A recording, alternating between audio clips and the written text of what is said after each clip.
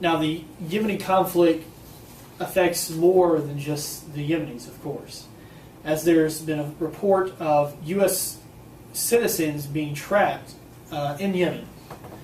Now, I have a report here from CNN, let me get to it, that talks about a woman who's actually from Buffalo, New York, who was trapped over in Yemen. You can see if I can get it pulled up here real quick. Now, she's an actual American citizen.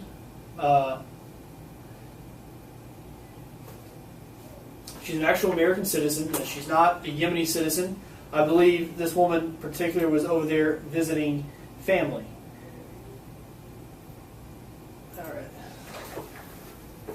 All right, I guess we're kind of going to have to go from the computer to the board, but here is this.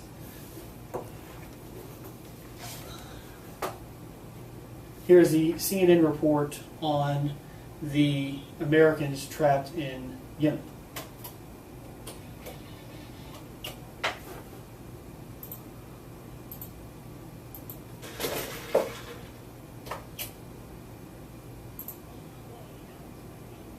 Yemen's second largest city is too dangerous to overnight it. On the journey in, we've been warned we must leave before dark. We weren't the only ones trying to get out. For these people desperate to leave this besieged city, our ship was an unexpected lifeline.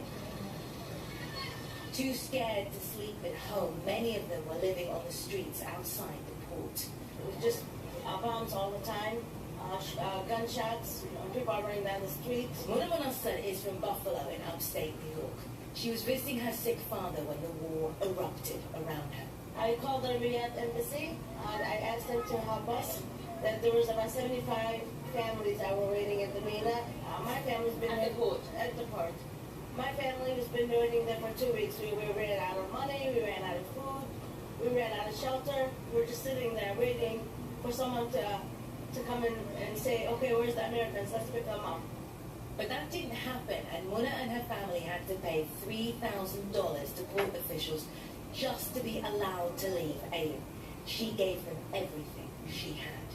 And I want to ask my president, Mr. Obama, how come we are third-class citizens? How come our country did not come and rescue us? Muna says there are 75 more American families still stranded in Aden, uncertain whether they will make it out alive. The U.S. government isn't evacuating its citizens at this time.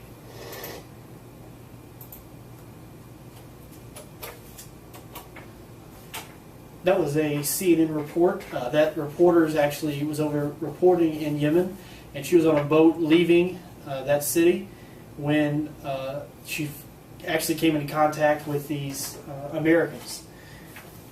Now, how heartbreaking is it that you have this woman pleading to President Obama, why aren't you here? We're American citizens. You just left us here. Of course, that is nothing new for President Obama or his department or his branch, as it were. May I remind you of Benghazi?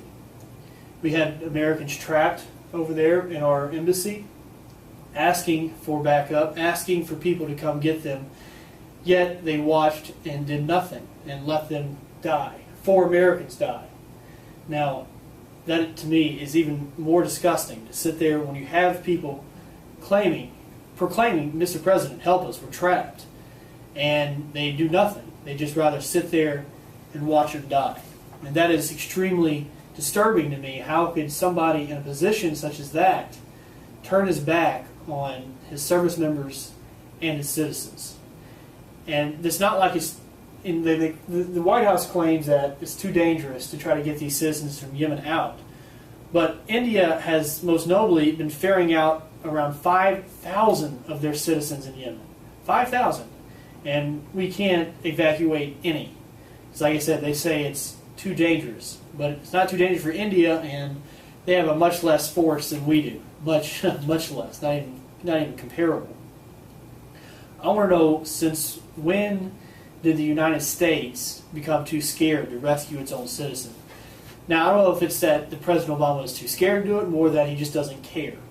And I think that's much worse. I can understand if he was, a little hesitant to put Americans' lives in danger to rescue other Americans, even though that's not even an excuse. We rescue our own. We've always believed in no man left behind.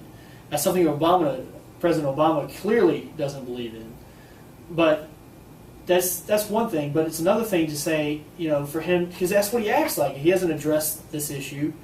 According to Clinton, what does it matter that 4 Americans were killed in Benghazi?